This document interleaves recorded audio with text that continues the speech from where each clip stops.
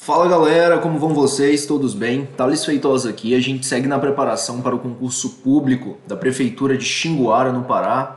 E galera, hoje eu trago a resolução da prova de técnico em edificações que o IDIB aplicou lá em Goiânia, no Pernambuco, tá certo? Essa prova, eu tenho algumas características dela aqui, tá certo? Foi aplicada agora em 2020 pelo IDIB. Eu baixei ela aqui pelo PCI e uma amiga me passou também há algumas semanas, tá certo? Então vamos partir para a resolução dessa prova. Algumas considerações preliminares, caso você ache que eu esteja falando devagar demais, você coloca na velocidade 2 aí. Pega uma água, deixa perto de você aí, um cérebro hidratado, ele pensa melhor. Se inscreve, clica em gostei se esse conteúdo está sendo relevante para você, galera. Se essa série de aulas tem contribuído para a sua preparação, valorize o nosso trabalho aí, deixa um gostei, se inscreve no canal, deixa um comentário. Eu digo assim que a interação do público é parte da remuneração que o produtor de conteúdo recebe. Então, interage com a gente aí para eu saber que vocês estão me assistindo, estão curtindo o conteúdo, tá bem? Tranquilo. Galera, então vamos lá. Lembrando que a prova não é uma prova de engenheiro civil, não é uma prova para engenheiro civil, é uma prova de técnico em edificações, mas está na área da construção civil aí. A gente vai responder também para ir conseguindo capturar as características da banca. Eu ia fazer esse comentário mais tarde, mas eu vou fazer agora. Pessoal, nós já resolvemos 4 provas de engenharia civil, tá aí no canal, tá certo? Resolvemos a de Colinas, no Tocantins, resolvemos a prova de engenheiro civil de Goiânia, no Pernambuco, Araguaína, no Tocantins, Farroupilha, Rio Grande do Sul. E o próximo vídeo, que provavelmente sai, eu espero soltar esse vídeo hoje ainda, mas pode ser que ele saia só amanhã, tá certo? Deus permitindo, a gente solta esse vídeo aí ou até as primeiras horas de amanhã, ou vai ficar para amanhã mais tarde mesmo, tá? A prova de Itarema, no Ceará, uma cidade linda do Nordeste brasileiro, teve o IDIB, aplicou prova para a prefeitura de lá, teve o cargo para engenheiro civil, eu consegui acesso à prova e a gente vai responder também. E agora vamos parar de técnica em edificações. Pessoal, uma prova com 40 questões, tá? Dentro do padrão que a gente está acostumado a trabalhar aí. São 10 questões de língua portuguesa, 5 de informática, 5 de raciocínio lógico e 20 questões específicas para técnicos em edificação. Então vamos lá destruir essa prova, pessoal.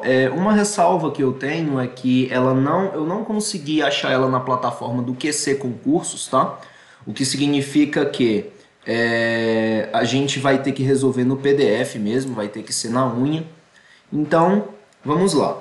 Só apresentar a cara da prova aqui para vocês, como eu já comentei, todo vídeo eu comento aí, a importância de estarmos familiarizados com a prova, tá certo? Então aqui lá em Xinguara para nós vai estar engenheiro civil, e se tiver só um tipo, vai estar só engenheiro civil, se tiver tipo 1, tipo 2, tipo A, tipo B, a banca vai adicionar, mas isso aí é o de menos. As instruções gerais, aqui a seção de língua portuguesa, como sempre, o texto vem sempre nessa primeira parte aqui. Aqui, como foi um texto mais curto, eles conseguiram deixar em uma única coluna. As 10 questões de língua portuguesa, 5 de informática, 5 de raciocínio lógico e a gente cai nas específicas. Então vamos lá, pessoal, responder essas questões. Eu tenho a expectativa aí de 1 hora e 20 de vídeo, tá? A gente não vai se estender muito, não. Com relação aos cortes, furações e fixações em telhas de fibrocimento, assinale a alternativa incorreta. Então, mais uma vez, o IDIB pedindo para a gente a alternativa incorreta, não é isso? Você já deve estar acostumado, habituado com isso, é uma característica da banca. E ele quer a incorreta. Gabarito, letra B, tá, pessoal? Com a finalidade de adaptar os ganchos chatos, são permitidos recortes parciais nas telhas. Não são permitidos recortes parciais nas telhas. Quem diz isso? Quem diz isso para nós? A norma 7196 de 2014, que fala das telhas de fibrocimento, tá? Eu deixei separado aqui para vocês a lista de normas cobradas nessa prova e eu vou apresentar elas para vocês mais tarde. Mas a norma que diz que você não pode, ao seu bel prazer, fazer recortes nas telhas para fixação é a 7196, que vai falar da execução de coberturas e fechamentos laterais de telhas de fibrocimento.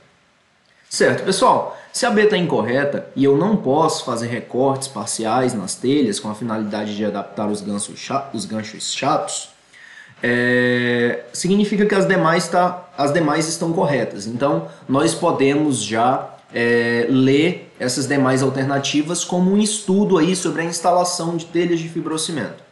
A fixação dos ganchos chatos nas terças de madeira deve ser feita com 2 pregos zincados do tipo 17x12, sem uma informação verdadeira. O corte da telha deve ser feito seguindo a hipotenusa de um triângulo retângulo de catetos iguais ao recobrimento longitudinal e transversal adotados. Tudo bem. Não há necessidade de cortes quando as ondas da telha forem do tipo pequenas. Tá certo? São 3 partículas de informação aí que dizem respeito a 7196 que são corretas. A gente pode levar em conta, tá certo? Por que eu não abri a norma para vocês, pessoal, e mostrei o trecho que fala que eu não posso fazer recortes parciais nas telhas? Porque eu não consegui baixar essa norma, tá? Eu revirei a web aí, 7196 PDF, 7196 download, entrei no Passeio Direto, entrei nos sites e eu não encontrei a norma para baixar. Caso não, teria aberto uma guia aqui no PDF e mostrado para vocês sem problemas o trecho que contradiz a alternativa B. Tá ok? Questão 22. Quanto à estocagem, as telhas de fibrocimento devem ser estocadas em local plano, isento de objetos que possam danificá-las e o mais próximo possível do local de içamento para a instalação do telhado. Maravilha! Para isso, devem ser estocadas com calça adequado de acordo com a instrução do fabricante. Caso haja, e a gente vai guardar esse pedaço de informação aqui porque eu vou fazer um comentário Vou fazer um comentário nesse respeito aqui, tá? Caso haja necessidade de estocar a telha verticalmente, haverá necessidade de alguns outros cuidados. Então aqui nós estamos falando de estocagem vertical das telhas. Havendo a necessidade de estocarmos verticalmente, será necessário alguns cuidados. Que cuidados são esses? Assinale a alternativa incorreta. Lembrando que, mais uma vez, pessoal, a banca pede a característica alternativa incorreta, certo? Então, gabarito letra C, não há necessidade de apoio horizontal, pois já está devidamente apoiada. Precisa de apoio horizontal sim. Eu vou mostrar o catálogo do fabricante para vocês, pessoal, logo após ler as 3 alternativas corretas. Então, se essa é incorreta, o que a gente... E aqui está o gabarito, tá? IDIB, Goiânia, a gente está resolvendo a questão 22, na verdade. Questão 22, técnica e edificações. Técnico, faltou acento. Técnico. Técnico agrícola, técnico de arquivo, contabilidade e edificação. A gente está resolvendo a 22, gabarito letra C. 22, gabarito letra C. Não há necessidade de apoio horizontal, pois já está devidamente apoiada. Ainda que esteja devidamente apoiada, há necessidade de apoio horizontal sim. Tá bem? Leiamos as outras alternativas que estão corretas. A inclinação deve ser de aproximadamente 15 graus em relação ao plano vertical. As telhas estruturais nunca podem ser empilhadas verticalmente. Tudo bem? O apoio da extremidade superior da primeira telha deve ter um encosto de madeira de seção mínima de 50 mm por 10 mm em toda a sua largura. Pessoal, é muita informação, tá? Bastante carregado. Convém que a gente dê uma olhada no catálogo do fabricante, que eu imagino que vai aparecer para vocês aqui agora. Olha só.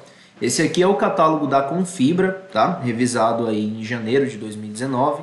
E há 2 tipos de empilhamento, pessoal. O empilhamento horizontal, isto é, a telha estará em um plano horizontal, tá certo? Ou um empilhamento vertical, que a telha vai formar um ângulo aí de 15 graus, deve formar um ângulo de 15 graus com o plano vertical. Então, nós devemos ter o empilhamento máximo de 300 telhas quando o empilhamento for vertical, ao menos de acordo com o catálogo desse fabricante, tá certo?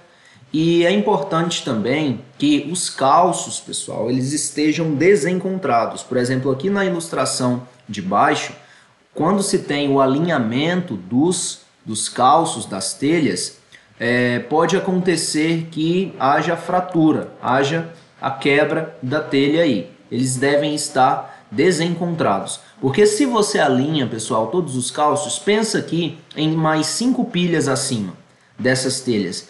Você vai concentrar a carga nas telhas de baixo aqui, gerando a ruptura. E você desencontrando vai gerar o alívio dessas tensões aí, tá certo? Voltando para a nossa prova, a gente passa para a questão 23. Tendo ficado claro essa parte aí de empilhamento vertical, tá certo? Se você vai empilhamento vertical, é isso mesmo. Caso haja necessidade de estocar a telha verticalmente, haverá necessidade de alguns outros cuidados. Assinale a alternativa incorreta no que diz respeito a esses cuidados. Quais esses cuidados? Os cuidados quando eu for estocar a telha verticalmente. Então deve ter 15 graus em relação ao plano vertical. As telhas estruturais nunca podem ser empilhadas verticalmente, isto é, deixá-las alinhadas com o plano horizontal. Elas devem sempre ter esse ângulo aqui com o plano vertical, tá certo? Vamos passar e deve ter esse apoio que ele indicou aqui. Esse apoio ele deve ter uma seção mínima de 500 mm por 100 mm. Na verdade, é um décimo disso. É 50 mm e 100 mm, que correspondem 50 mm e 10 mm, que correspondem respectivamente a 5 e 10 centímetros. Pessoal, 23ª. Para o controle tecnológico do concreto, é importante saber sobre os aditivos químicos que são acrescidos para que o teste seja feito de forma satisfatória. Com relação aos aditivos químicos para o concreto de cimento Portland, analise as afirmativas a seguir. Gabarito, letra A, tá certo? E a gente já vai apontando o gabarito e discutindo, tá? As amostras de aditivos líquidos fornecidos a granel ou containers é devido coletar pelo menos 500 ml de aditivo de cada lote. Isso aqui está correto de acordo com a banca, procede sim. As amostras de aditivos em pó devem ter massa mínima de 3 kg coletadas em recipiente limpo para serem encaminhadas ao controle. As amostras de aditivo em pó devem ter massa mínima de 2 kg por cada lote de produto a ser coletado, onde todos devem ser abertos e misturados de forma homogênea para logo após a mistura serem encaminhados para o controle ou laboratório onde eles farão os testes, tá? Pessoal, eu não consegui encontrar a norma que fundamenta essa questão aqui, tá certo? Então, essa questão 23 vai ficar a título de estudo aí. A informação que a gente vai levar é que, tendo aditivos líquidos fornecido a granel ou container, deve-se coletar pelo menos meio litro de aditivo de cada lote, tá? Então, a gente vai levar isso aí a título de informação. Eu procurei alguma norma que estivesse relacionada a isso, eu não consegui encontrar para que a gente discutisse. Vamos para a 24ª. A respeito da execução de cobertura e fechamento lateral para a telha tipo P7 092 e P7 1,10, assinale a alternativa incorreta. Pessoal, sobre essa nomenclatura de telhas aqui, P7 fala da espessura da telha, tá? Fala da espessura da telha. 0,92 fala da largura da telha. Uma telha P3 é uma telha de 4 mm. Uma telha P7 é uma telha de 6 mm, conforme a gente vai ver aqui agora. Isso aqui eu já mostrei para vocês, eu posso fechar. Acho que tá para cá. Olha só, a telha P3, por exemplo, tem 4 mm. Ó, a P7 ela pode ter 5 mm ou 6 mm, tá? É o código aí de indexação do fabricante. É o código do fabricante. E tem um comentário que eu preciso fazer aqui com vocês também. Acho que está na guia que eu fechei. 200. O empilhamento, quanto ao empilhamento horizontal, pessoal, o número máximo de telhas empilhadas horizontalmente. A gente viu o que significa empilhar uma telha horizontalmente, significa que essa telha ela vai estar paralela ao plano horizontal, tá certo? Quer dizer o seguinte, como eu falei para vocês, P7 6 milímetros ou 5 milímetros, vai falar da espessura aí, com fibra P3 de 4 milímetros, tá certo? Mas o que eu quero dizer para vocês? Essas telhas, elas podem ser empilhadas a um número máximo de 200 telhas, tá? Nós vimos, de acordo com a Confibra, por exemplo, o catálogo técnico do fabricante, que quando as telhas elas são empilhadas verticalmente, ela deve ter uma angulação ali com o plano vertical e, além disso, tem um limite máximo de 300 telhas. Mas quando nós estamos falando de empilhamento horizontal, isto é, as telhas estarão paralelas ao plano horizontal, eu posso ter um empilhamento máximo de 200 telhas, tá? Guardem essa informação aí. As telhas desse tipo podem ser, a gente está falando da P7 de largura .92 e 1,10 aqui. E a gente quer mais uma vez incorreta. Pessoal, só nessa prova aqui, a banca já pediu a alternativa incorreta 3 vezes. Então uma certeza que você pode ter é que lá em Xinguara, na nossa prova do dia 27 de julho, a banca vai pedir sim a alternativa incorreta. Eu digo que pelo menos umas 5, tá? Entre as 15. Vai anotando isso aí, toma nota. As telhas desse tipo podem ser manuseadas unitariamente por uma pessoa até o comprimento de 1,53 metros, a não ser quando utilizados equipamentos apropriados. Essa alternativa está correta, tá certo? Pessoal, como eu falei, tudo isso provavelmente está na 7190, mas como eu não consegui ter acesso a essa norma, não tem como eu abrir a norma e mostrar para vocês, entendem? Então aqui, o que eu tenho como guia aqui é o gabarito. A 24 é a letra D, por exemplo, tá? Que é a alternativa incorreta. Não é obrigatório o corte dos cantos, ficando a critério do instalador. Se essa é a alternativa incorreta, é obrigatório o corte dos cantos nas telhas de fibra ou cimento, sim senhor. A gente leva isso aí. E se essa é incorreta, as demais estão corretas. As telhas desse tipo podem ser manuseadas unitariamente por uma pessoa até o comprimento de 1,53 metros, a não ser quando utilizados equipamentos apropriados. A furação das telhas não pode ser feita por pregos com o uso de martelos ou ferramentas de impacto. Durante a instalação... Importante lembrar isso aqui, hein? A furação das telhas não pode ser feita por pregos com o uso de martelos ou ferramentas de impacto. Durante a instalação da referida telha, os montadores não podem caminhar diretamente na telha. Devem ser utilizados elementos de apoio apoiado nas terças. Então isso aí é o básico de caminhar sobre o telhado, tá pessoal? Você nunca pisa no pano da telha livre, você sempre vai pisar naquela região da telha, ou você coloca uma tábua com elementos apoiados ali que vai distribuir a carga, ou você pisa sobre ali no alinhamento das terças ou dos caibros, tá ok? Vamos para a 25ª. Para um revestimento interno em paredes e em teto, o gesso é uma das opções existentes no mercado para escolha do projetista indicar em uma obra. Porém, existem formas diferentes de aplicação desse revestimento diante dos outros revestimentos. Os cuidados com o revestimento de gesso começam no preparo da mistura. Assinale a alternativa correta quanto ao preparo para a aplicação desse revestimento. Novamente, assinale a alternativa correta quanto ao preparo para a aplicação. Então, pessoal, o gesso ele vem na forma de um pó, tá certo? Ele é um aglomerante, o gesso é o sulfato de cálcio, tá? E ele vem na forma de pó. Você mistura ele, a água vai ter uma reação exotérmica aqui, ali, vai gerar calor e ele vai começar a formar os cristais. Inclusive, nós estamos até com a norma aberta aqui, ó, olha só. É a 13207 de 94, gesso para construção civil. O que essa norma nos diz? traz os conceitos, os principais conceitos, as principais definições. Então veja só o que eu...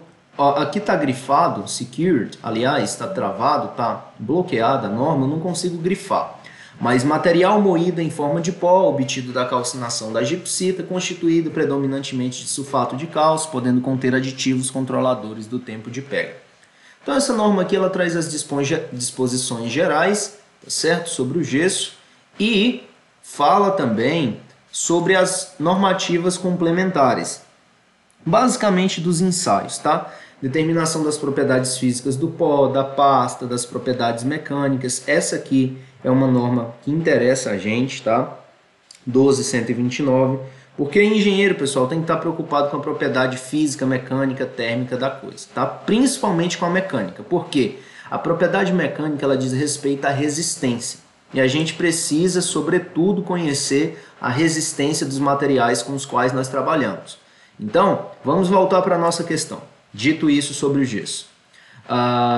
Sobre o preparo para a aplicação desse revestimento, que é o gesso é um tipo de revestimento, tá certo, pessoal? Revestimento de gesso.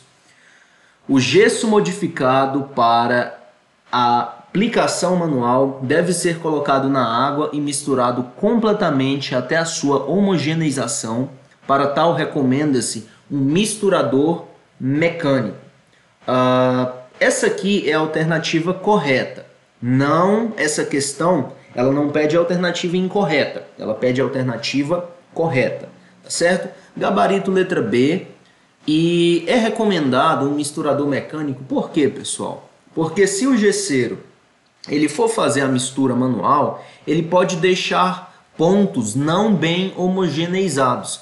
Qual concreto você acha que fica mais homogêneo? Aquele que é rodado na betoneira ou aquele que é feito pelo trabalhador lá com a enxada, tá certo? Virado manualmente. Então, assim, o equipamento mecânico ele é feito para homogeneizar, então vai dar muito mais uniformidade e homogeneização para a mistura. Daí a recomendação do misturador mecânico, para que não fique pontos, como é que é? No mundo da mecânica dos solos a gente chama de torrões, né? Aquelas bolas de solo ou de gesso, no caso aqui é gesso, no mundo da mecânica dos solos é solo, evidentemente, tá certo? Mas assim, vamos colocar nesses termos, o misturador mecânico vai destorroar o gesso melhor, vai fazer a mistura mais homogênea, tá? E as demais estão incorretas, então a gente não vai sequer ler para não confundir. 26ª. O revestimento de gesso é bastante usado para acabamentos internos em alvenarias e tetos. A gente sabe, pessoal, que o gesso ele é um material bem fino, tá? Então ele dá um acabamento bem preciso, fica uma coisa fora do comum. Devido à finura dele, você consegue bons acabamentos. Daí ele ser bastante usado em ambientes internos, alvenarias e tetos. Vamos adiante. É um material de excelente desempenho se trabalhado de forma correta. Após o término da aplicação do revestimento, deve ser feita uma inspeção para verificar a planeza e o prumo do revestimento. Isso aqui é verdade. Assinale a alternativa que informa corretamente a tolerância máxima de distorção com relação a esse revestimento, verificado com o emprego de régua e fio de prumo. Pessoal, então você aplicou o gesso lá na sua parede de alvenaria ou no seu teto, agora você vai vir com a régua para checar como é que está o alinhamento, como é que está a planeza, né? É falado a planeza daquele revestimento. E o gabarito que nós temos é que deve ter uma variação máxima de 3 milímetros a cada 2 metros. E isso é corroborado por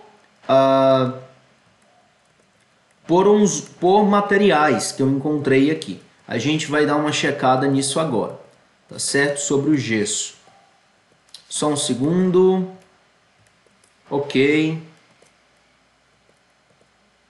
Aqui, pessoal, é o emprego de régua e fio de prumo, gesso 3 milímetros. Veja bem, a gente está falando de quê? A gente está falando de gesso. Gesso é o quê? é o sulfato de cálcio, tá certo? Então a gente preparou a pasta, beleza? Aplicou a pasta e agora o que a gente vai fazer? A gente vai fazer uma inspeção visual. E faremos essa inspeção visual utilizando uma régua e um fio de prumo. E nós não podemos admitir um desvio superior a 3 milímetros a cada 2 metros fazendo essa verificação, tá? É isso aí. Observação: revestimento de gesso deve ser aplicado somente em ambientes internos e sem umidade. Isso aqui merece um grifo, tá certo? Ambientes internos e sem umidade. Eu vou baixar esse documento para, quem sabe, dar uma olhada depois. Vou fechar essa guia e a gente vai fechando as guias com as quais nós já trabalhamos. Vamos dar uma olhada nisso aqui, pessoal, antes de voltarmos para as questões.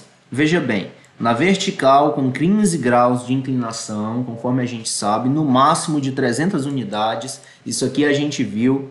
E para telhas com 4 milímetros, lembrando que a gente já viu também que telhas com 4 milímetros são do tipo P3. Com 4 milímetros de espessura podem ser empilhadas no máximo de 200 unidades. Então guardem esse número, 200 unidades, tá certo? E aqui falando justamente do empilhamento. Aqui a gente já entra nas questões de impermeabilização, que é o que a gente vai checar daqui a pouco. E atenção, pessoal, aqui é um catálogo técnico da Brasilite dizendo que as telhas podem ser empilhadas no máximo de 200 peças. Aí mais uma vez na verdade o fabricante é o mesmo, a Saint-Gobain da Brasilite, mas as telhas Fibrotex, que são outras telhas de fibrocimento, empilhação máxima de 200 telhas, tá? Fibrotex podem ser empilhadas até o máximo de 200 telhas. Para telhas com 4 milímetros de espessura podem ser empilhadas no máximo 200 unidades. Pessoal, e a telha de 6 milímetros?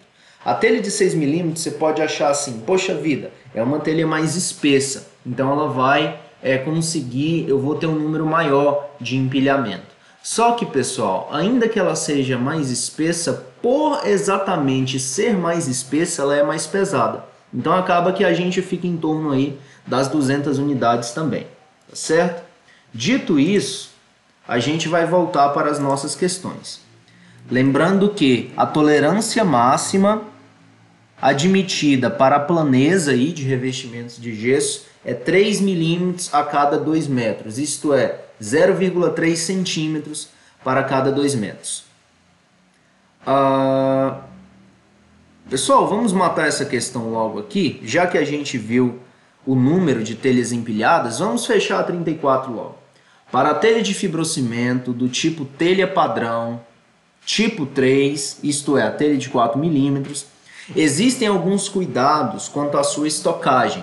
Para a estocagem horizontal desse tipo de telha, é permitido o empilhamento de no máximo 200 telhas empilhadas, conforme nós vimos, tá ok?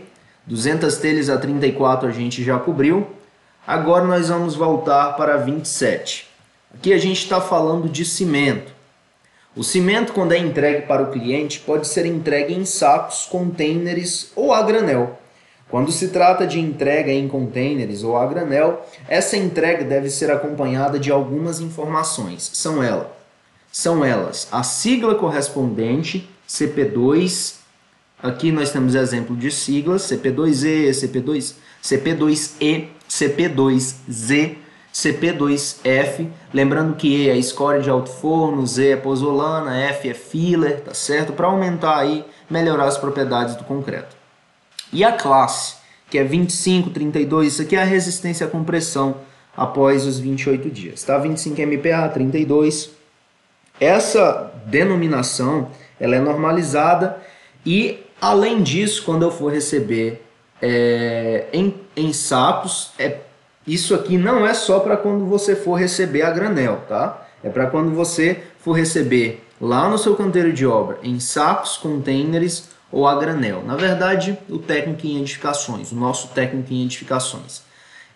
Pessoal, onde está isso? Por que a C está correta, a B e a D não estão corretas? Porque aqui na 11578 do cimento Portland composto é exatamente o grifo que a gente tem aqui no tópico 4.3.4. No caso de entrega a granel ou container, a documentação que acompanha a entrega deve conter a sigla correspondente, a classe e denominação normalizada, nome e marca do fornecedor. Então, pessoal, são 5 itens que nós temos que checar: a sigla, a classe, a denominação, o nome e a marca do fornecedor, tá certo? Além disso, tem a massa líquida ainda. São 6 os itens que nós temos que checar. Vamos aproveitar o embalo, pessoal, para ler esses outros tópicos grifados aqui, porque eles serão relevantes para a resolução de outras questões também. Armazenamentos em sacos. Os sacos de cimento devem ser armazenados em locais bem secos e bem protegidos para a preservação da qualidade e de forma que permita fácil acesso à inspeção e à identificação de cada lote. As pilhas devem ser colocadas sobre estrados secos e não devem conter mais de 10 sacos de altura. Então os estrados devem estar secos, eu não posso empilhar mais que 10 sacos de cimento simultaneamente, tá certo? E, além disso, os sacos devem conter 50 kg líquidos de cimento e devem estar íntegros na ocasião da inspeção e do recebimento. Além disso, quando o cimento é entregue em sacos, estes devem ter impressos de forma bem visível em cada extremidade as siglas e as classes correspondentes com 60 mm de altura no mínimo, tá certo? No centro, a denominação normalizada, nome e marca do fornecedor, tá certo? Dito isto, a gente pode voltar para a resolução das nossas questões. Por que a A está errada? Diz que aqui está faltando o que, pessoal? Está faltando a sigla, tá certo? Ele diz que deve mostrar só a classe, está faltando a sigla. O que mais que a B está errada? A B diz que a denominação não precisa estar normalizada. Já a letra D, não é necessário fornecer tais informações quando for entregue a granel ou em container, pois o fornecedor deve ser de confiança. A gente sabe que não é por aí, né, pessoal? A gente sabe que não é por aí. 28ª. O fornecimento de cimento em sacos deve ser acompanhado de alguns cuidados quando se trata do seu armazenamento. Então a gente recebeu, agora vai armazenar. Assinale a alternativa que informa uma medida incorreta para armazenar o material. Devem ser armazenados em locais bem secos. Isso a gente sabe, a gente acabou de ver na 13207, na 13207 não, na 11578, acabamos de ver lá que os pallets devem estar secos, assim como o ambiente, devem ser armazenados em locais cobertos para proteger das chuvas, ninguém vai deixar cimento na chuva, certo, pessoal? Devem ser colocados sobre estrados secos, isso nós vimos, e as pilhas devem ter até 15 sacos de altura, sabemos que não é 15, sabemos que a máxima quantidade de sacos de cimento que pode ser empilhada é 10, tá ok?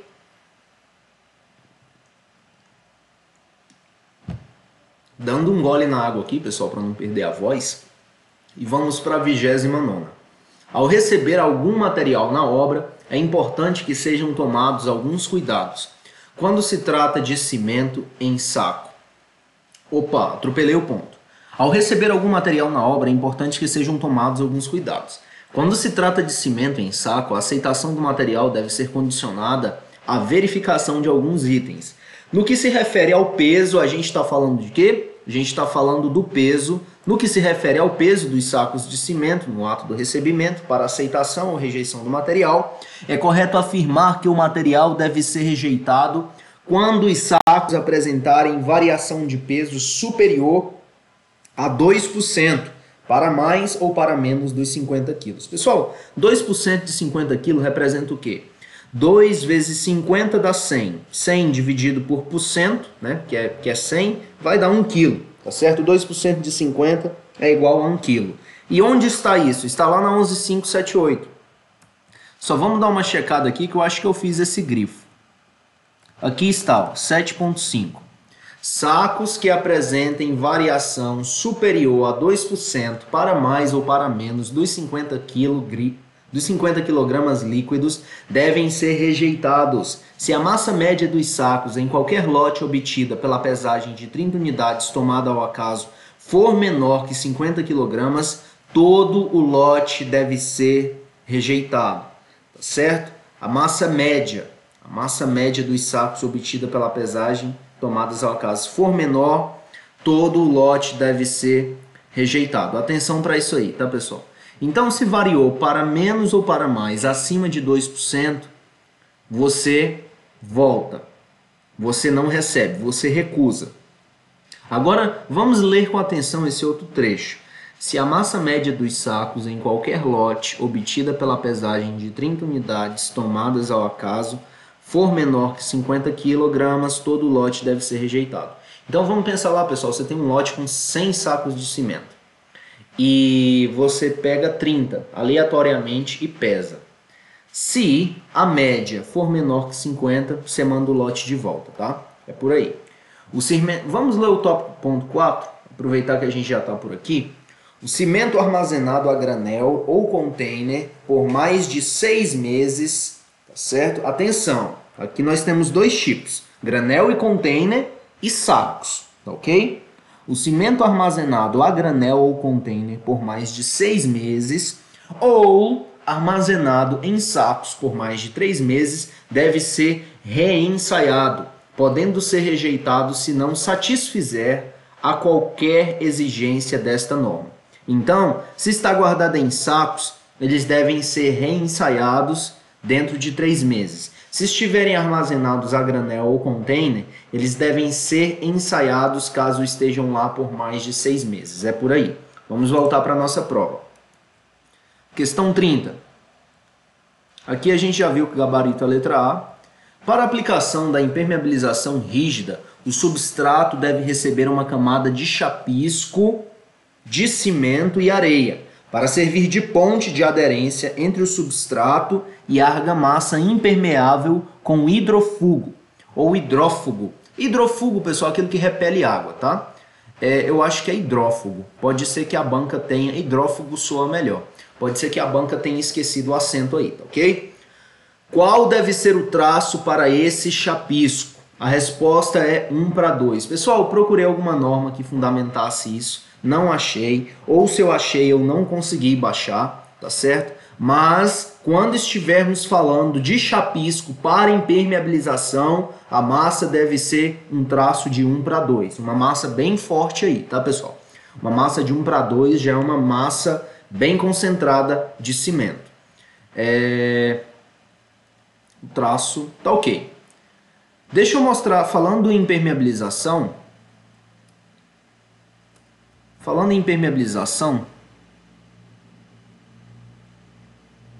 eu vou mostrar aqui para vocês o que eu separei. Há dois tipos de impermeabilização, pessoal. Impermeabilização rígida e flexível, tá? Os impermeabilizantes rígidos, eles são aplicados em subsolos, silos, moengas, baldrames. Os rígidos são impermeabilizantes. A gente sabe que a função dos impermeabilizantes é garantir uma estanqueidade de uma piscina e, acima de tudo, impedir a passagem de água. É ser uma barreira para a água. É isso que um impermeabilizante faz, tá? Porém, há estruturas que elas dilatam bastante. Por exemplo, uma laje de cobertura. Você vai colocar um impermeabilizante rígido em uma laje de cobertura que está exposta ao sol o tempo todo? Não vai. Por quê? Porque a dilatação térmica dessa estrutura vai trincar, vai fissurar o seu impermeabilizante rígido. Então, onde você vai colocar isso? Onde não há essas variações abruptas de temperatura, como subsolos, como baldrames, tá certo? E os impermeabilizantes flexíveis, que são uma manta asfáltica, uma membrana, você pode colocar, que é o quê? Um terraço, tá certo? Uma varanda, terraços de novo, jardins. Você pode colocar uma membrana aí, tá certo? E aqui, vejamos o comentário. De acordo com o engenheiro civil José Miguel Morgado, diretor executivo do Instituto Brasileiro de Impermeabilização, um projeto de impermeabilização é fundamental para que o material seja especificado corretamente. O profissional, que profissional? O projetista. O projetista irá estudar o caso e especificar adequadamente o sistema e os produtos, pois impermeabilizar uma obra não é tarefa fácil. E veja um comentário dele, que está associado ao que eu fiz. Morgado reforça a importância da especificação com 2 exemplos. Produtos de impermeabilização rígida não pode ser aplicado em uma laje térrea. Por quê? Pois ele não aguenta o movimento da estrutura. Então, tanto a estrutura quanto a impermeabilização irão trincar. Da mesma forma, um impermeabilizante flexível não deve ser aplicado em subsolos com umidade ou lençol freático, porque vai criar uma bolha.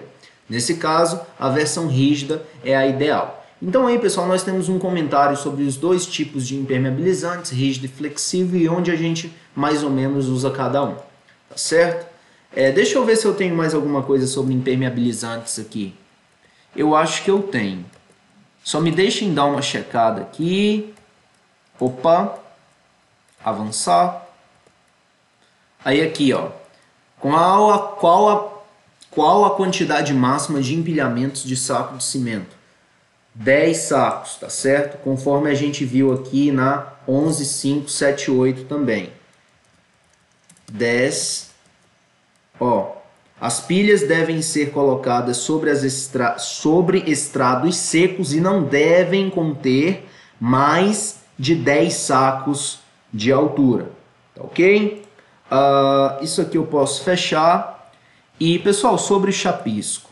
Vamos falar um pouco sobre chapisco aqui.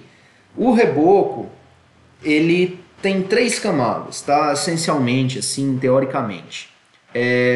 Você tem lá o substrato de alvenaria. Se eu jogar o emboço direto sobre a alvenaria, não vai 4 meses, 6 meses, talvez vá, né? Talvez vá.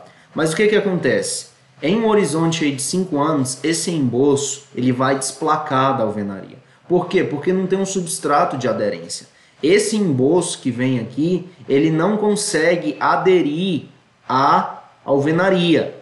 Então eu preciso dessa massa forte aqui de chapisco, tá certo? Que é basicamente areia, cimento e água, para fazer a ponte, para criar um substrato de aderência da alvenaria com o emboço, tá ok? E qual a diferença do emboço para o reboco? Pessoal, tudo é revestimento, tudo aqui é revestimento. Chapisco é revestimento, emboço é revestimento e reboco é revestimento.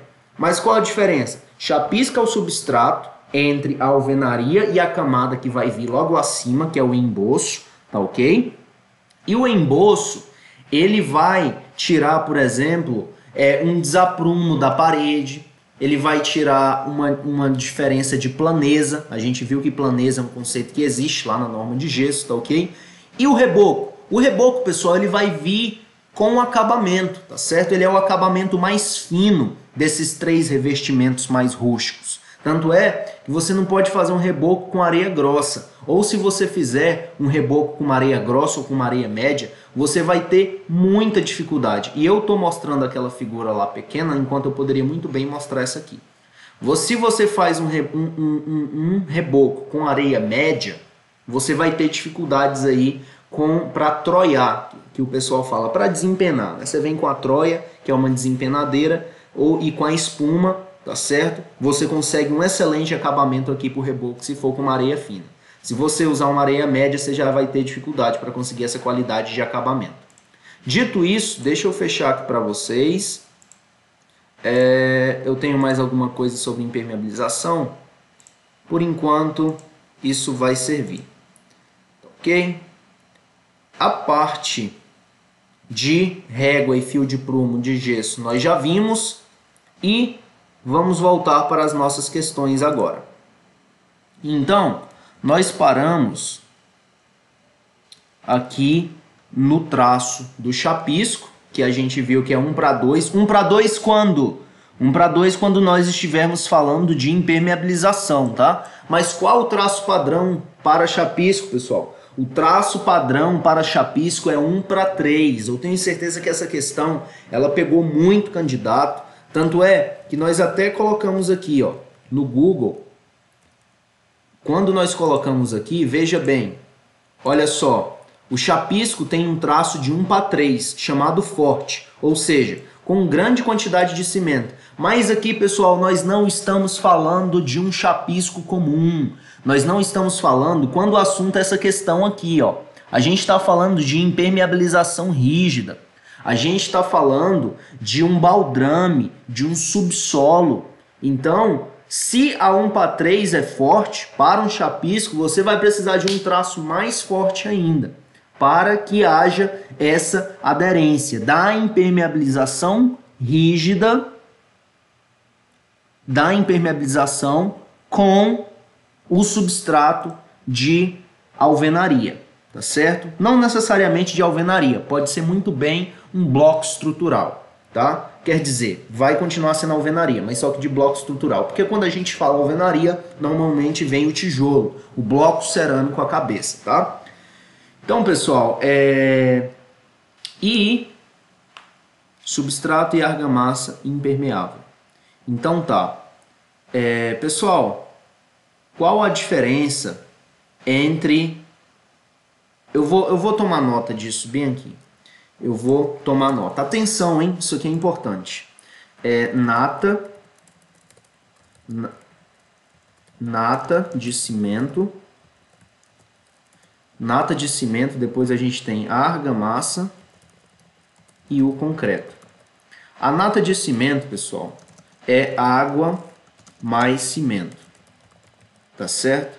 A argamassa é água mais cimento mais agregado miúdo. Isso aqui é importantíssimo lembrar. Você não pode ir para a prova sem isso aqui. Agregado miúdo. E o concreto é o quê? Água mais cimento mais agregado miúdo mais agregado graúdo, tá? E aqui aditivos. Você pode colocar um retardador de prega, um acelerador de prega, um vedalite, um vedacite. E o que é o vedalite e o vedacite, pessoal? O vedalite e o vedacite são justamente esses agentes hidrófugos aqui, tá? Hidrófugos. Então, quando a gente está falando de uma impermeabilização rígida, nós estamos falando de um reboco, de um emboço com o agente hidrófugo, que é um vedalite, tá? Vedalite, vedacite. Então, vamos dar uma checada nesses produtos aqui rapidinho, já aproveitar o contexto, tá? Então, o que você vai fazer? Você vai colocar um aditivo impermeabilizante para fazer o quê? Para fazer uma impermeabilização rígida do seu baldrame, do seu subsolo, tá certo? Então o vedacite é um aditivo. Vedacite é a marca comercial, tá certo, pessoal? O nome disso aqui, na verdade, é aditivo impermeabilizante. Então o vedacite, concretos e argamassas, o vedalite, você vai colocar aí em argamassas de assentamento e reboco, tá certo? Aqui é o vedalite de 1 litro, aqui é o vedalite de vedacite de 18 litros e assim segue, tá certo? Para quem só ouvia falar em vedalite, em vedacite aí, são os aditivos impermeabilizantes. É importante saber disso. Aditivos impermeabilizantes. Vamos voltar, pessoal. Tudo bem. Dito isso, a gente vem para 31. A respeito do armazenamento a granel em contêiner ou em sacos de cimento, assinale a alternativa correta. Quando armazenados por mais de 3 meses, os cimentos em sacos devem ser reensaiados para garantir a satisfação das normas que o regem. É exatamente o que está aqui na 11578. Veja bem, quando armazenados a granel ou contêiner por mais de 6 meses ou armazenados em sacos por mais de 3 meses, deve ser reensaiado, podendo ser rejeitado se não satisfizer qualquer exigência dessa norma. Procede, pessoal. Procede, tá? Porque se ele dissesse quando armazenados por mais de 3 meses, o cimento a granel ou o cimento em container. Isso seria verdadeiro? Não seria verdadeiro, porque 3 meses é só para cimentos em sacos. Se o cimento está armazenado em container ou a granel, a gente tem o limite aí de 6 meses e não 3 para ter que reensaiar. 32ª. A resistência à compressão deve ser objeto de um controle estatístico dentro da hipótese de uma distribuição gaussiana, assegurando-se os limites com 97% de probabilidade referenciado e acordo com a tabela da NBR, tabela 5 da NBR 11578. Então, sobre o tema, assinale a alternativa correta. Então, a gente está com a 11578 aberta, a gente vai dar uma busca aqui, tabela 5. Olha só. É o que a gente tem aqui, ó, classe de resistência 25, 32, 11578. É essa mesma norma que ele cita, pessoal? 11578. É 97, limite de 97% de probabilidade referenciada. Pessoal, na hipótese de uma distribuição gaussiana. Essa distribuição gaussiana, ela é também chamada de distribuição normal, tá? Você deve lembrar lá das suas disciplinas de estatística para engenheiros, estatística aplicada, estatística básica. Certamente você teve alguma disciplina de estatística durante a graduação. E lá naquelas disciplinas, você vai lembrar disso aqui, ó, que é a curva de Gauss ou a chamada curva de sino, tá certo? Gaussiana, função, distribuição normal ou distribuição de Gauss, tá? O que acontece, pessoal? O μ aqui é a probabilidade. E qual é a nossa probabilidade? A nossa probabilidade é de 97%. Probabilidade de quê? De que a resistência à compressão passe no teste. Eu não posso admitir uma probabilidade inferior a 97%. Tá ok? Isto é, se eu tiver 100 corpos de prova, 97% deles têm de estar acima acima da resistência. Então você contratou um concreto de 25 MPa, por exemplo, para uma obra gigantesca. Vamos supor 100 metros cúbicos de concreto. E você fez 100 corpos de prova, tá certo? Esse foi o seu programa de amostragem, um programa de amostragem aleatório, um programa de amostragem qualquer.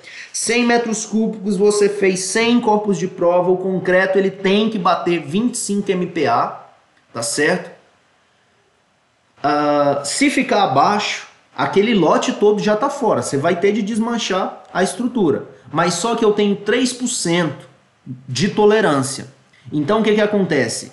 Se 97% é a minha probabilidade admissível, você pode ter uma margem de erro aí de 3% para menos e 3% para mais. Então, por exemplo, a probabilidade de um limite inferior não ser atingido é de 3%, assim como a probabilidade do limite superior de ser superado é também de 3%. Então você estabelece limites superior e inferior, tá certo, pessoal? Essa variação aqui, esse 3%, 2%, 4%, 5% é o desvio padrão, tá? Dessa curva aqui de distribuição. Então, você pode ter uma perda para cá, no limite inferior, ou um ganho para cá, no limite superior, mas o importante é que a maioria, isto é, 97%, esteja dentro dos limites admissíveis. Tudo bem? Distribuição normal. Carro de som passando aí, né, pessoal? Estão vendendo o quê? Eu não sei o que estão vendendo. Anyways, distribuição normal, características. A curva normal tem a forma de sino, é assimétrica, é simétrica em relação à média, ok? E pessoal, o ponto que eu quero mostrar para vocês é o seguinte: a área total sob a curva é considerada 100% ou igual a 1, tá ok? E ela se prolonga de menos infinito a mais infinito. Resumo da história, pessoal. Você pode ter uma tolerância de 3% para menos e uma tolerância de 3% para mais, tá certo? Gabarito letra B. 33ª. As argamassas colantes industriais são designadas de que forma? Qual a nomenclatura? Como é que eu posso especificar, ligar lá na loja de materiais para construção assim e dizer, ei, eu quero uma argamassa. E o cara vai virar para mim e dizer, que tipo de argamassa você quer? Aí eu vou ter que falar, não, eu vou querer uma argamassa AC3 de tempo de pega estendido. Eu vou querer uma argamassa AC1, uma argamassa AC2, certo? É assim que as argamassas são designadas dentro da indústria. Então são designadas pela sigla AC, que é o quê? A de argamassa e C de colante. Argamassa colante do tipo 1, 2 ou 3 em algarismos romanos. Ah, e qual a diferença da AC1 para AC2, para AC3, para AC3E? É justamente o que a gente vai ver aqui agora, tá certo? Só me deixem encontrar. Essa parte aqui da distribuição gaussiana já foi, distribuição normal. Essa parte de telha de fibrocimento pode ser que a gente volte para ela ainda. Essa parte do chapisco já foi também. O que a gente está procurando é a argamassa colante. Tipos de argamassa. Está aqui, pessoal. Então, olha só. A argamassa ela pode ser AC1, AC2, AC3 e AC3E. A AC1 serve para quê? Assentamento de revestimentos em pisos cerâmicos em ambiente interno. Então, eu posso usar AC1 no quarto? Pode. Você pode usar. Quarto, pessoal, é lavado lá uma vez. Você concorda comigo? Lá uma vez não. Vamos lá. Uma vez a cada um mês, a cada 15 dias, que seja. O que você faz é passar um pano ali, não é? Você passa um pano ali, tira o pó. Não vai ter muita exigência dessa argamassa colante. Você pode colocar no quarto. A argamassa 2 pode ser utilizada tanto em ambientes internos quanto em ambientes externos. Então lá numa área gourmet, que você vai lavar de vez em quando, você pode colocar uma AC2. Agora a AC3, ela, conforme sobe, pessoal, 1, 2 e 3, aumenta a capacidade aglomerante, aumenta a capacidade de cola da argamassa, tá certo? Então vamos dizer assim, a C1 é a mais fraca, a C2 é a intermediária e a C3 é a mais forte, tá? E qual é a C3E? A C3E é a Ultra Super Power Mega? Não, a diferença é que a C3E ela é uma argamassa com maior tempo de cura, tá certo? Com tempo aberto estendido, ou seja, com maior tempo de cura. Então, aqui está, ó. A C3 é a mais aderente entre os tipos de argamassa. Então, pessoal, por alguma limitação construtiva, você quer, sei lá, você está trabalhando num lugar extremamente seco e quer evitar a perda de água, ou enfim, você quer retardar a cura para permitir, quem sabe, uma alteração ou outra no serviço, o que você vai fazer? Você vai colocar uma AC3, uma argamassa colante de grau de aderência 3 com um tempo de cura estendido, tá certo? Esses são os 3 tipos de argamassa, você pode pesquisar aí. E como eu falei, a argamassa é uma mistura de cimento, areia e água. Tem a nata de cimento, nós temos a argamassa e nós temos o concreto, ok? Isso aí. Vamos voltar. Então, 33, gabarito letra A. 34. Para a telha de fibrocimento do tipo telha padrão do tipo P3, existem alguns cuidados para a sua estocagem. Para a estocagem horizontal desse tipo de telha, é permitido o empilhamento de no máximo 200 telhas empilhadas. Isso aí a gente viu. Quando se trata de inspeção no recebimento da argamassa colante, uma vez estabelecido o tamanho do lote, a amostragem deve ser feita para cada lote e deve ser retirada uma amostra composta de embalagens invioladas. Rasgou um saco aqui, é esse que eu vou pegar. Não, você não vai pegar um saco rasgado, um saco caiu do caminhão e por algum acaso está danificado. Você vai pegar embalagens íntegras, embalagens invioladas, tá certo? E você deve retirar uma embalagem com no mínimo 20 kg identificados e acondicionados hermeticamente para que sua composição e característica não sejam afetadas de forma alguma. 10 kg devem ser utilizados para a realização de ensaios e 100 kg devem ser resguardados como testemunho para a comprovação dos resultados. Pessoal, eu também procurei norma que tratasse disso aqui, eu não encontrei, eu não sei se é a minha pesquisa que está ruim, mas enfim. Lembrando que uma argamassa, o pacote padrão das argamassas é 20 kg, tá? Então se vier uma questão perguntando qual o peso padrão, o peso a gente vai falar peso aqui em termos coloquiais, a gente sabe que é massa, peso é uma força, mas enfim. Qual o peso padrão de um pacote de argamassa? 15 quilos, 30 quilos, 25 quilos, 20 quilos? A resposta é 20 quilos, tá? É pacote de argamassa, peso. Então, olha só. Como saber a quantidade necessária? Um saco de 20 quilos de argamassa, tá certo? E tem de 5 também, pessoal. Mas o que mais chega nas obras pra gente é o de 20 kg. Então, tá aqui, ó. Esse aqui é o pacote padrão, você pode olhar aqui, 20 kg, tá certo? 20 kg, 20 kg. Olha só. 20 kg, então o pacote de argamassa tem 20 kg. Pessoal, por que, diferentemente do cimento, vem um pacotão de 50 quilos, por que a argamassa vem num pacote menor? A argamassa ela é aderente. Ela é argamassa colante. Olha aqui, ó, essa aqui, ó, é do tipo AC2, ó. Fachadas com cerâmicas, pisos, paredes, piscinas, tá? AC2. A argamassa, ela é AC, argamassa colante. Então é uma cola.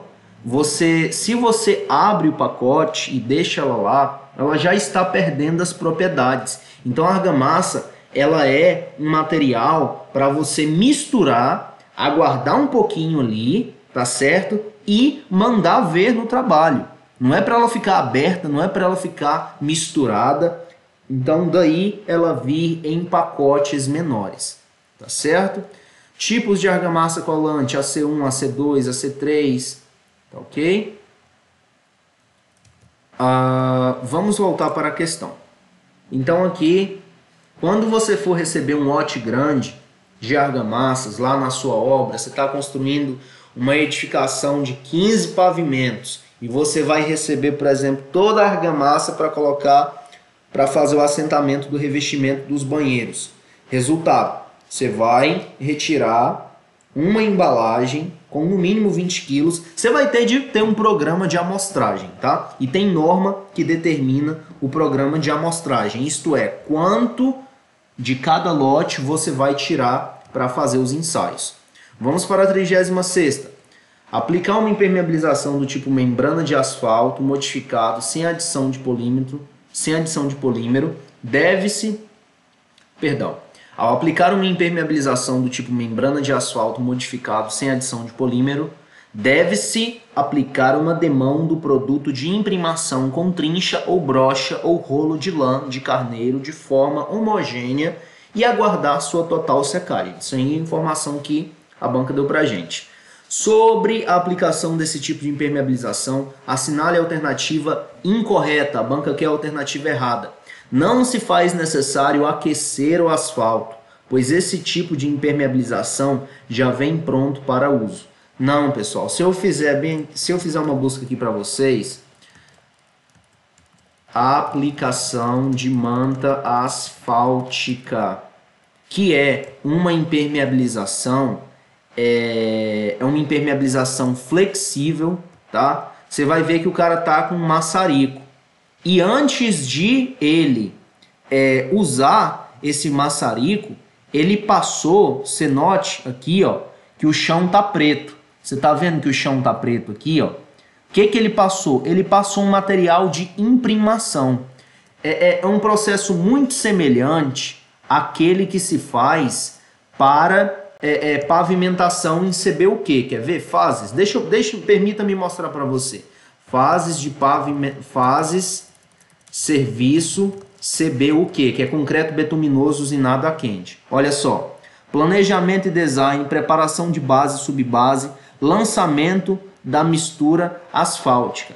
Mas pessoal, antes do lançamento da mistura asfáltica, você tem a imprimação.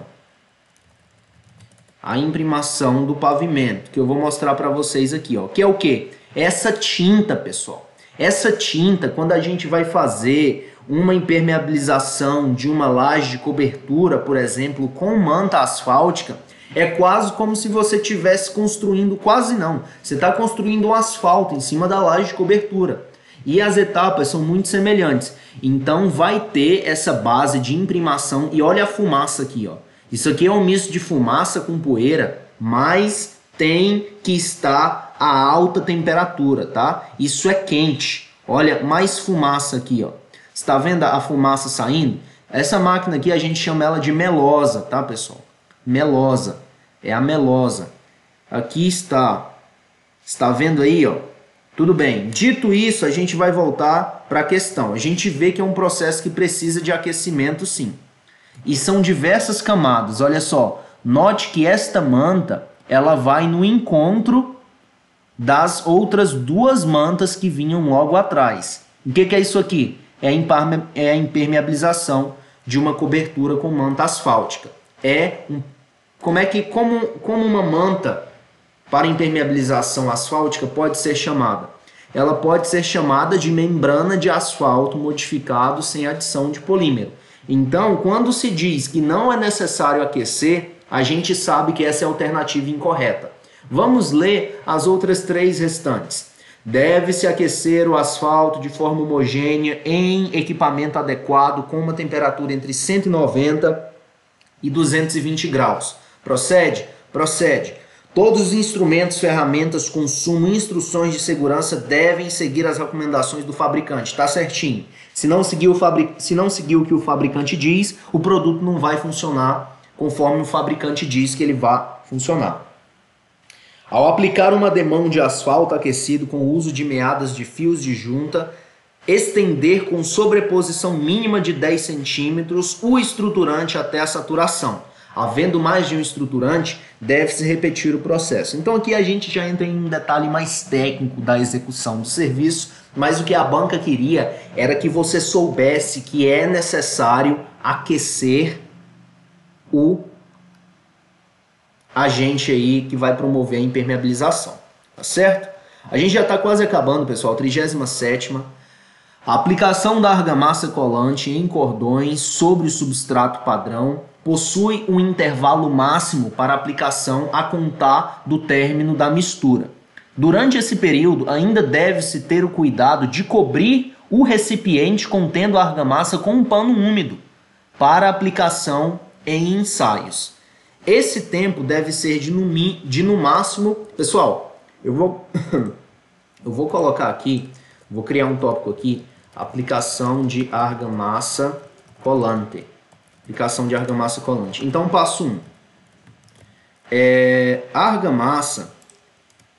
Argamassa pacote 20 kg, que foi a busca que a gente fez aquela hora. Deixa eu mostrar para vocês aqui, ó. Melhor. Esse aqui, ó. Fachadas, pisos, cerâmicas, tá. Extra, argamassa colante. Então o que acontece, pessoal? A argamassa, vamos tomar nota disso aqui rapidinho. A argamassa já vem com o agregado miúdo. Ela já vem, é uma mistura pré-preparada, é uma mistura preparada. Tá? É uma mistura preparada na fábrica. O que você vai fazer é só adicionar água, aguardar entre 10 e 15 minutos no máximo, tá? E depois aplicar. Aplicar e aguardar a cura. Então esse aqui é o processo de aplicação da argamassa colante, tá? Bem simples, bem simples. E eu coloquei aqui mínimo, mas é o tempo máximo. Você misturou, aguarda 10 minutinhos ali, que é o tempo que ela descansou. O pessoal o pessoal fala que é o descanso da argamassa, tá? Aguardar descansar. É igual um cuscuz, pessoal. Pensa no cuscuz. Você misturou ali o cuscuz na água, você tem que aguardar 10 minutinhos ali para jogar ele na cuscuzeira.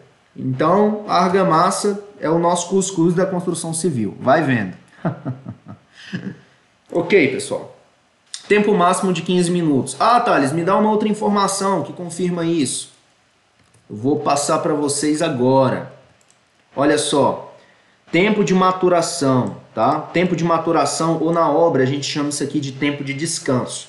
É o intervalo de tempo de descanso da argamassa colante após a sua mistura entre 10 a 15 minutos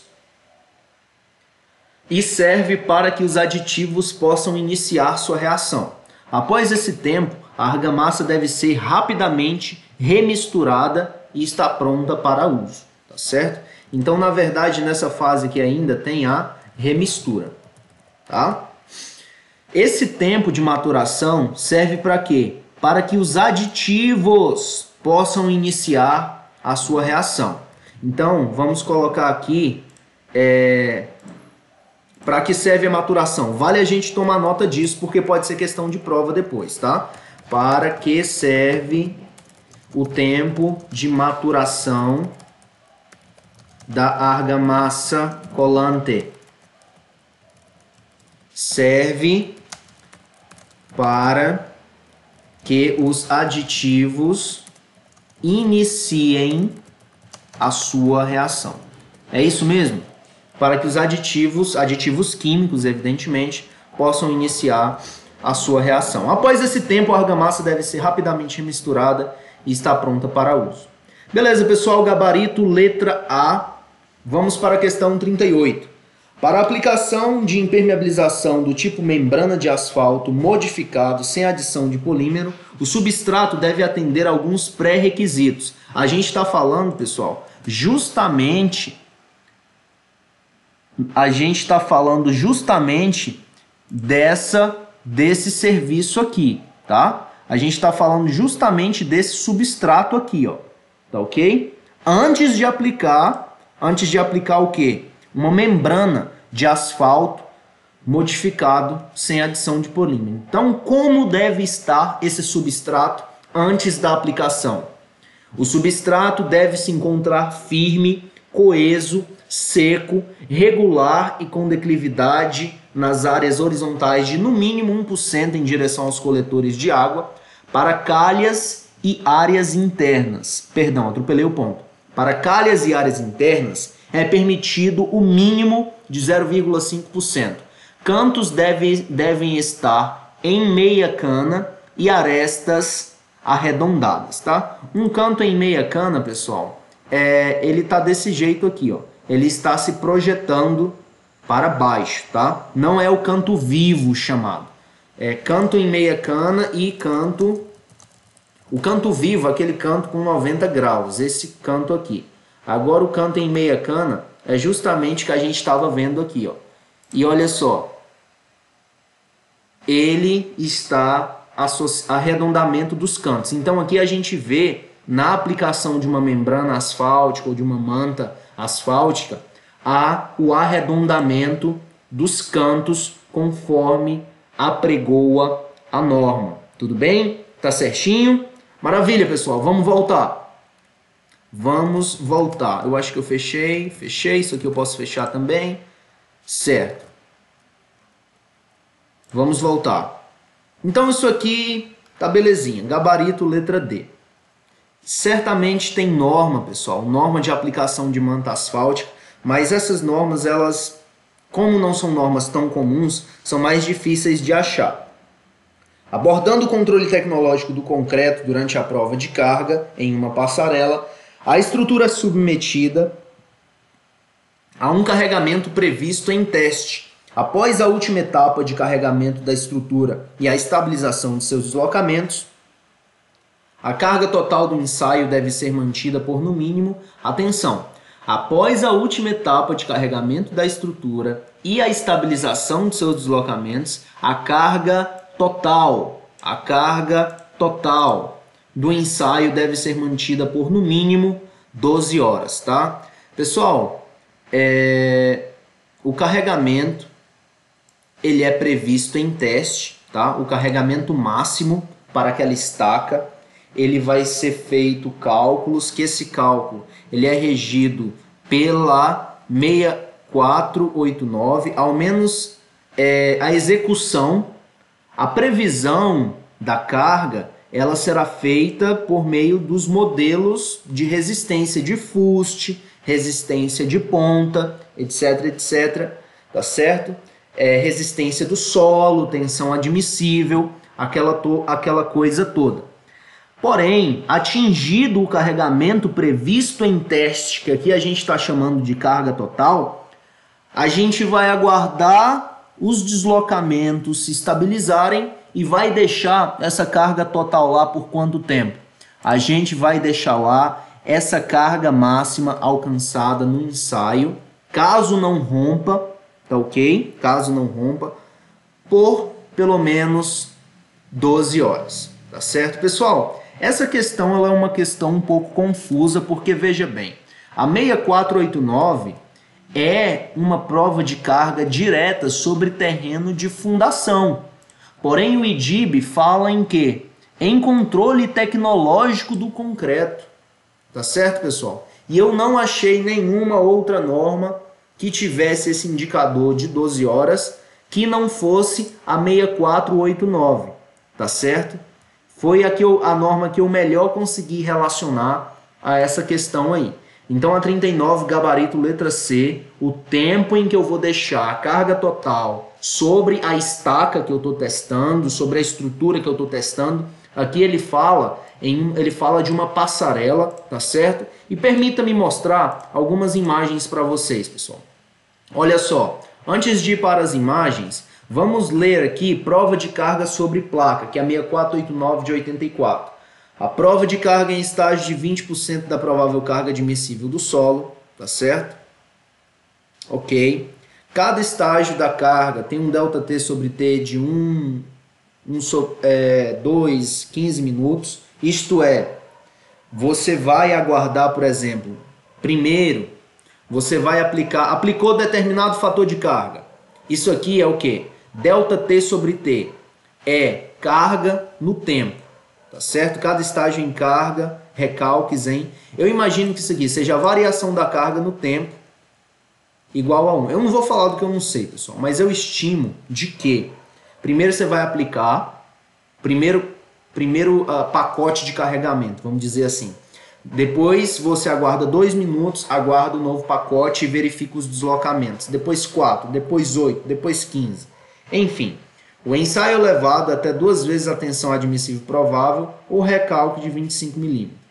Atenção, essa aqui é o nosso ponto-chave. Carga máxima, caso não haja ruptura, deverá ser mantida por 12 horas. É justamente o nosso gabarito, tá certo?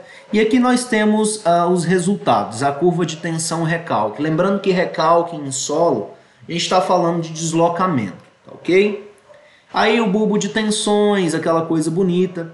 E aqui é a prova de carga, a nossa boa e velha prova de carga, tá ok?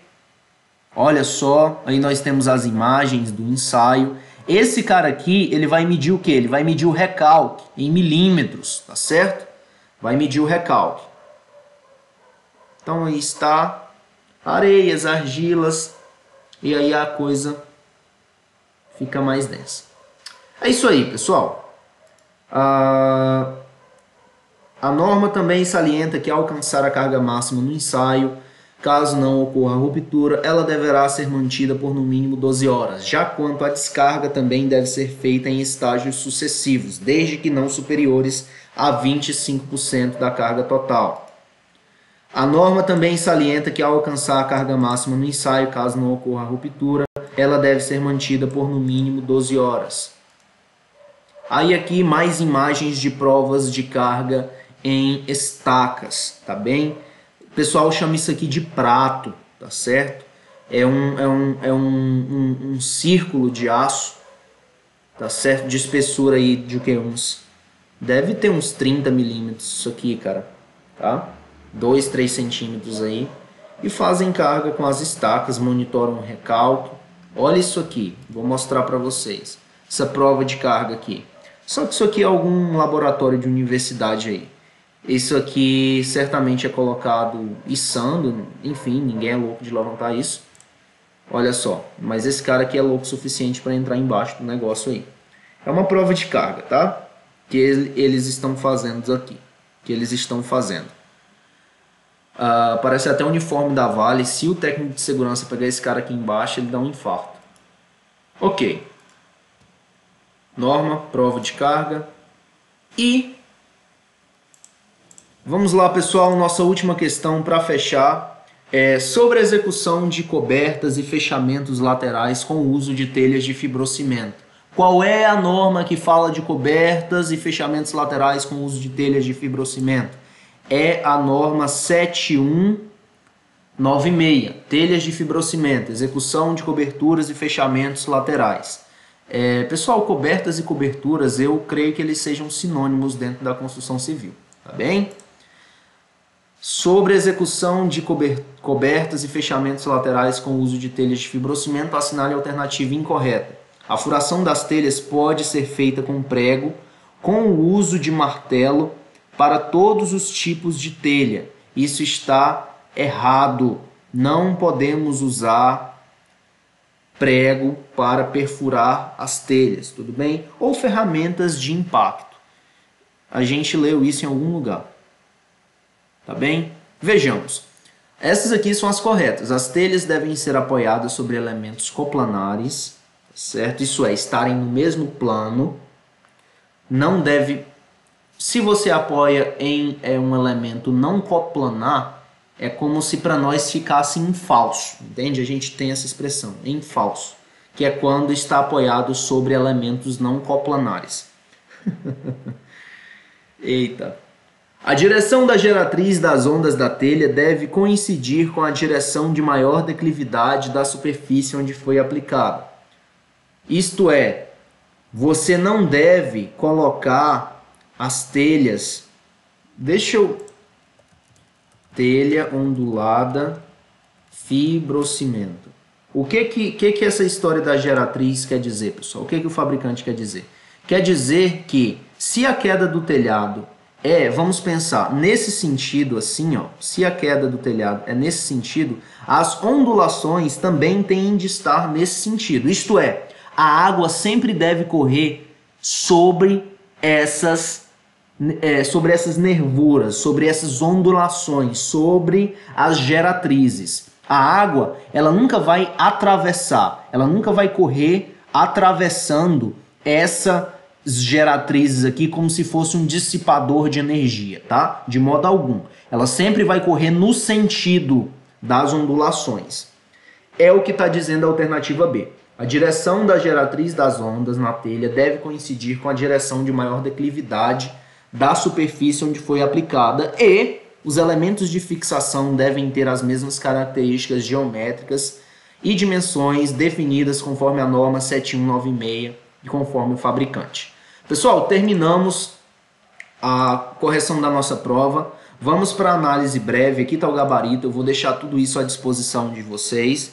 Tá ok? Prova de carga a gente vai fechar. Norma do gesso vai fechar. Opa! E a norma do cimento a gente vai fechar também salvando os grifos, tá certo? Isso aqui a gente fecha, isso aqui a gente fecha. Pessoal, a prova que eu vou responder no próximo vídeo é essa aqui, ó. A banca é o IDIB, é prefeitura de Itarema, no Ceará. Itarema é uma cidade linda, dá vontade de construir uma máquina do tempo, voltar no tempo e fazer a prova lá, só para morar lá. E o ano é de 2018, é a prova que eu vou responder na próxima aula. Se vocês já quiserem ir fazendo o dever de casa adiantando aí, tá certo? Essa foi a que nós respondemos hoje. Técnico em edificação, foi aplicada em 2020, é uma prova fresquinha lá de Goiânia, no Pernambuco. A banca é o IDIB e o nível é médio, tá? Não é superior, o nível é médio. Afinal, o técnico, ele tem o nível médio e o nível técnico, enfim. Essas aqui nós já respondemos todas, com exceção da de Itarema, no Ceará. Maravilha? Isso aqui a gente pode fechar também e vamos aos comentários. Pessoal, considerações preliminares eu já fiz com vocês. Vamos falar dessa prova para técnico em edificações de Goiânia, Pernambuco. A análise da prova foi uma prova mais voltada para o canteiro, como vocês puderam ver. Controle, qualidade, recebimento de material, amostragem, controle de qualidade, isto é, aquelas amostras, tá? Controle tecnológico do concreto. Ela tentou falar de controle tecnológico do concreto lá naquela questão em que abordou prova de carga, mas não funcionou muito bem, enfim. Execução de impermeabilizações. Então vocês viram que o técnico que estava fazendo essa prova, ele foi arguido para que soubesse da execução. Ele foi questionado sobre a execução de impermeabilizações, é o que eu quero dizer. Instalação e armazenamento, nós vimos que falou de empilhamento vertical, empilhamento horizontal, em que o empilhamento horizontal deve ter um ângulo ali de 15 graus, com plano vertical, perdão, empilhamento vertical, falava do ângulo. Então, voltada para a execução, amostragem e controle tecnológico do cimento, da argamassa, falou bastante de cimento, falou de argamassa. Então, os assuntos da prova foram telha de fibrocimento, cimento, argamassa, tá certo? Fixação, e não cobrou NR, parte de cálculo ficou lá em raciocínio lógico, não trouxe cálculo para as específicas. E eu achei, pessoal, que as questões ficaram bastante concentradas nessas duas normas, tá?